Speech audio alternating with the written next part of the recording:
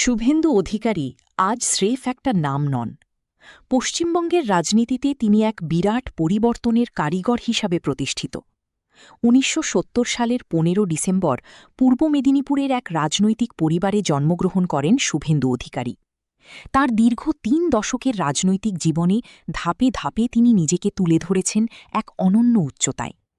শিশির কুমার অধিকারীর পুত্র হিসাবে তৃণমূল স্তরের রাজনীতি থেকেই তার উত্থান শুরু। ১৯৯৫ সালে কাঁথি পৌরসভার কাউন্সিলর হিসাবে তার রাজনৈতিক জীবনের প্রথম বড় পদক্ষেপ।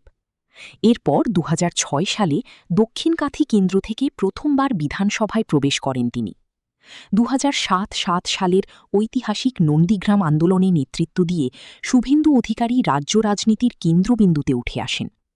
মমতা বন্দ্যোপাধ্যায়ের সরকারে তিনি পরিবহন ও সেচ দপ্তরের গুরুত্বপূর্ণ মন্ত্রিত্ব সামলান। ২০২০ সালে আদর্শগত পার্থক্যের কারণে তিনি দলত্যাগ করে বিজেপিতে যোগ দেন। এই সিদ্ধান্তই তার রাজনৈতিক জীবনের বড় মোড় ঘুরিয়ে দেয়। ২০২১ সালের বিধানসভা নির্বাচনে নন্দীগ্রামে মুখ্যমন্ত্রী মমতা বন্দ্যোপাধ্যায়কে পরাজিত করেন শুভেন্দু অধিকারী। সেই জয়ের পর তিনি জায়েন্ট কিলার হিসাবে রাজনৈতিক মহলে নিজের আলাদা পরিচয় তৈরি করেন। এরপর রাজ্য বিধানসভার বিরোধী দলনেতা হিসাবে তিনি শাসক দলের প্রধান প্রতিপক্ষ হয়ে ওঠেন। ২০২৬ সালের বিধানসভা নির্বাচনে তিনি এক অনন্য সাহসিকতার পরিচয় দেন। নিজের শক্ত ঘাঁটি নন্দীগ্রামের পাশাপাশি মুখ্যমন্ত্রীর খাসতালুক ভবানীপুর থেকেও তিনি প্রতিদ্বন্দ্বিতা করেন। ২ কেন্দ্র থেকেই জয়লাভ করেন শুভেন্দু অধিকারী। একই সঙ্গে বিজেপিও রাজ্যে ম্যাজিক ফিগার পার করে।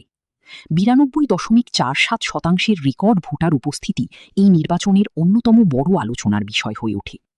ভোটার তালিকা থেকে ৯১ লক্ষ ভুয়ো ভোটার বাদ দেওয়ার লড়াইকেও তিনি বড় রাজনৈতিক ইস্যুতে পরিণত করেন।